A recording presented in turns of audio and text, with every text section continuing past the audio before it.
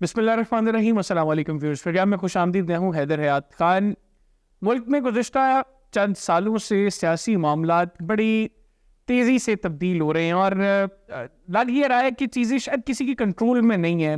بالخصوص جو ملک کی سیاسی اشرافیہ ہے, جو پولیٹیکل ایلیٹ ہے, وہ بظاہر تو چیزوں کو کنٹرول کر رہی ہے لیکن ملکی معاملات پر ان کا کنٹرول دکھائی نہیں دے رہا. پروگرام میں اس کو ڈسکس کریں گے. پھر یہ کہ موجودہ معاملات پر نظر دوڑائے. 26ویں آئینی ترمیم جو حکومت نے جس طریقے سے پاس کی اور اب 27ویں آئینی ترمیم کی تیاریاں زور و شور سے جاری ہیں. حکومتی حلقے یہ کلیم کر رہے ہیں کہ اس کے ڈرافٹ کے اوپر بھی ایون کام شروع ہو چکا ہے. ہوگا یہ کنسنسس کے ساتھ, لیکن کیا یہ کنسنسس ویسے ہی کنسنسس ہوگا جس طرح کا کنسنسس 26ویں آئینی ترمیم کے موقع پر ہمیں دیکھنے کو ملا؟ اس کو بھی پروگرام میں ڈسکس کریں گے. پھر کچھ لوگ یہ کہہ رہے ہیں کہ بلاول بھٹو زرداری صاحب نے جس طرح ایگریسولی 26ویں آئینی ترمیم کو پاس کروانے میں اپنا کردار ادا کیا, شاید اسی ٹینیور میں, اسی اسمبلی کی مدت کے دوران بلاول بھٹو زرداری صاحب اگلے ملک کے وزیر اعظم ہوں اور وہ ایک پولیٹیکل گورنمنٹ کو بھی لیڈ کر سکتے ہیں, یا ہو سکتا ہے کہ کوئی قومی گورنمنٹ بنائی جائے. اس کو بھی پروگرام کے اندر ڈسکس کریں گے. پھر بلوچستان کی سیاست یہ باقی ملک کی سیاست سے ہمیشہ بڑی مختلف رہی ہے.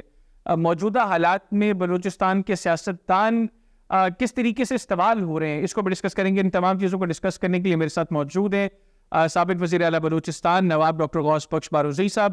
نواب صاحب بہت شکریہ آپ کے وقت کا. السلام علیکم. وعلیکم السلام. کیسے مزاج ہیں نواب صاحب؟ خیریت سے, ٹھیک ٹھاک ہیں؟ الحمد للہ. نواب صاحب سب سے پہلے تو 26ویں آئینی ترمیم سے آغاز کرتے ہیں. جس طریقے سے حکومت نے یہ ترمیم پاس کروائی, آپ کو لگتا ہے کہ گورنمنٹ اس طریقے سے معاملات کو زیادہ دیر تک چلا سکے گی؟ دیکھیے حیدرآباد خان, آپ سے عرض کروں کہ یہ طریقہ تو نہیں ہوتا ڈیموکریسیز میں گورنمنٹ کو چلانے کا, اسمبلیز کو چلانے کا. آپ نے اسٹگمیٹائز کر دیا ہے سسٹم کو سارے کو. اور یہ 26ویں ترمیم کے لیے جس طریقے سے کام ہوا, آپ کو بھی پتہ ہے, ہم کو بھی پتہ ہے. اگر اس ماحول میں ایسا کہ اگر آپ کوئی جھوٹ بھی بولنا شروع کر دیں نا, تبھی وہ بھی سچ لگتا ہے, کیونکہ ماحول اس قسم کا ہے. بالکل ٹھیک ہے. کسی نہ کسی میں جا کے فٹ بیٹھتا ہے کہ یہ لوگ ایسے کرتے ہیں. ایسے کرنے کی ضرورت کیا تھی؟ دیکھیے ایک فریز ہے, وہ کہتے ہیں نا کہ جی neglect of timely repairs make the rebuilding necessary. تو اب اگر آپ ٹائملی ریپیئرس کرتے ہیں چھوٹے چھوٹے, اگر وہ اس زمانے میں ہی اپنے آئین کے اندر یا کوئی بھی چھوٹے چھوٹے کلاس وائز ٹھیک کرتے جاتے تو معاملات بہت اچھے ہوتے. اب اس میں ایسا کہ ایک ڈراسٹک آپریشن ٹائپ کا لگتا ہے, جس میں لگتا ہے کہ آئین کو بالکل ہی دوبارہ ری رائٹ کر رہے ہیں.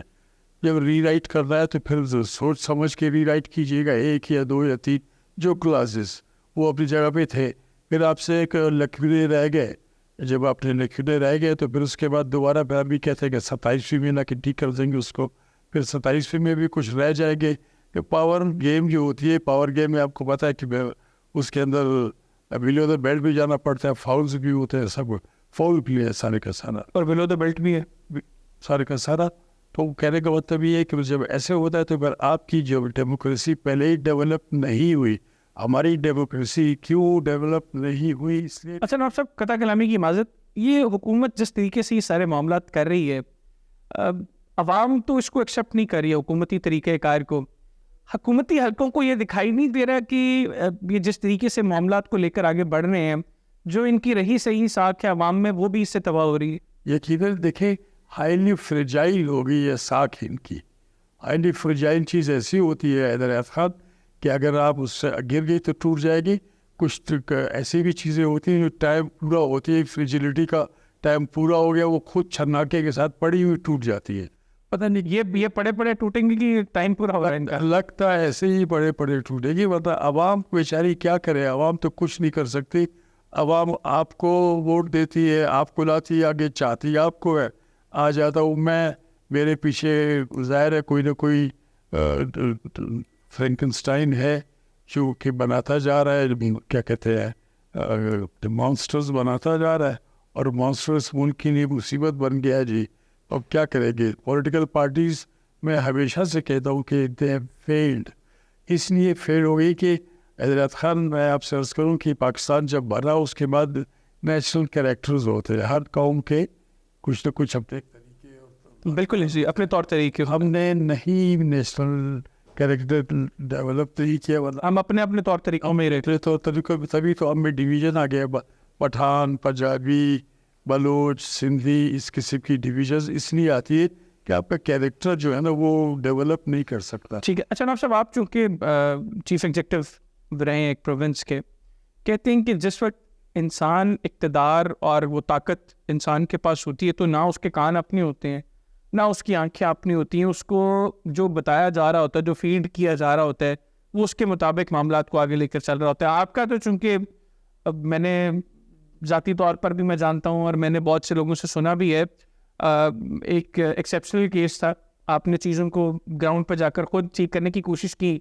लेकिन जो आपकी ऑब्जर्वेशन है, क्या उसमें ये बात दुरुस्त है कि जब आप ताकत पे या इक़्तिदार में या एक सर्टन कुर्सी पर आप बैठे हैं तो फिर आपको वो चीज़ें उस तरह दिखाई नहीं देती जिस तरह एक आम आदमी को दिखाई दे रही होती हैं?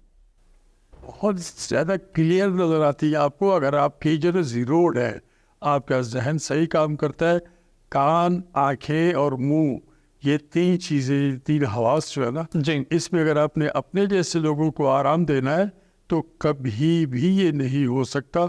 मैं कभी भी किसी की लड़ाई नहीं लड़ सकता जब तक कि वो मुझे खुद उसकी फीलिंग ना हो।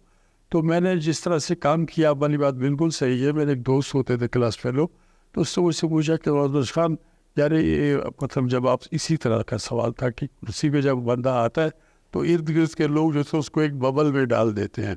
मैंने कहा हाँ यार ये बात बिल्कुल सही है, बड़े ज़बरदस्त किस्म का बबल बैलून तैयार करते हैं कि आपको उसके अंदर डाल दे, लेकिन उन्होंने बड़ी कोशिश की कि मुझे उस बैलून के अंदर डाल दे, मैंने उनको अंदर डाल दिया बैलून में, मैं बाहर खड़ा हो गया।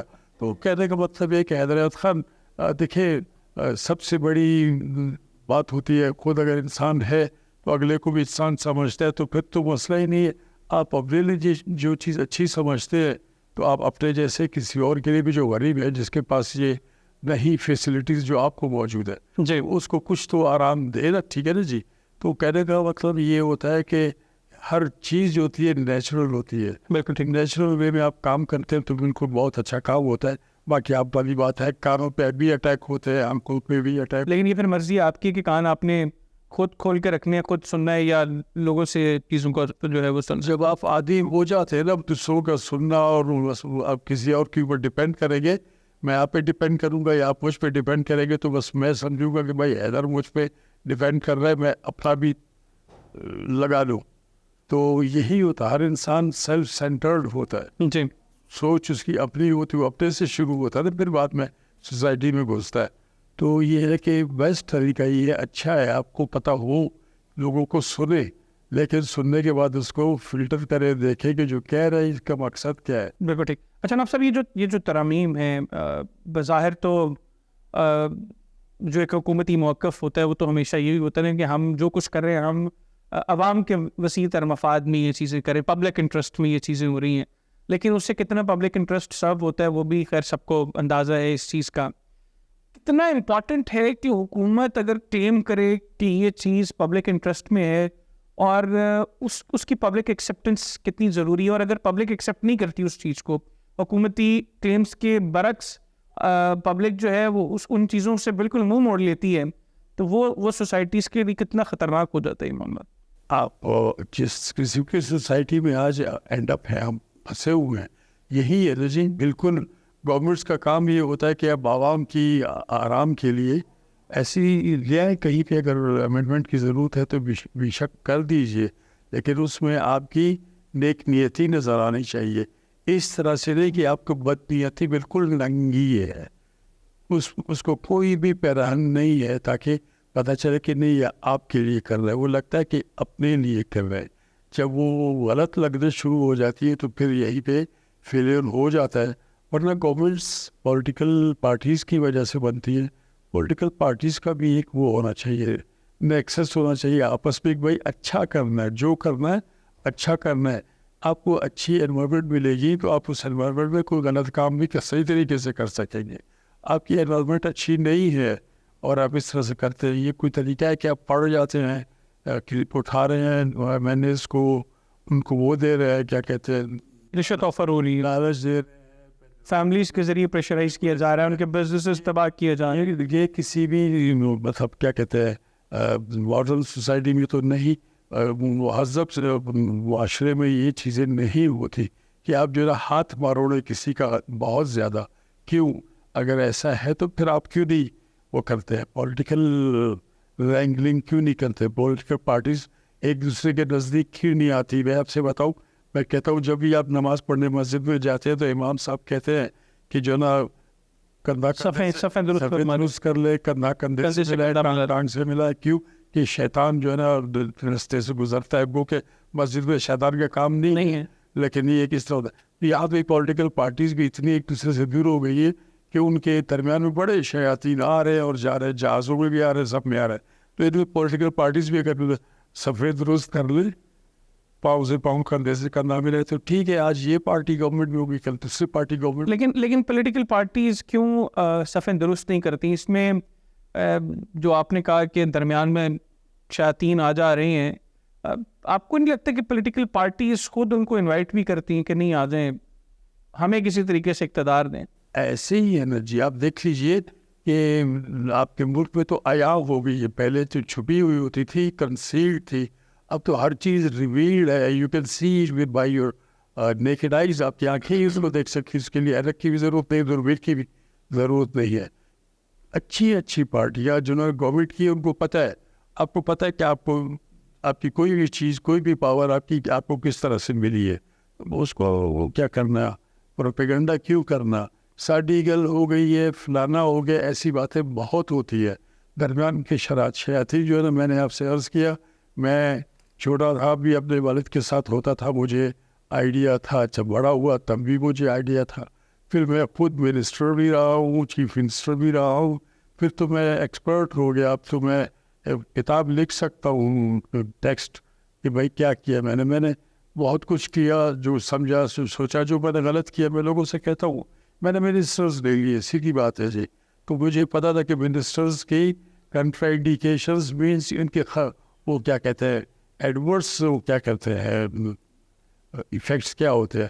منسٹرز کرپشن کر سکتے ہیں بڑے آرام سے، اور اگر کوئی چیز ٹھیک کام کرنا ہے تو وہ اتنے آرام سے نہیں کر سکتے ٹھیک کام.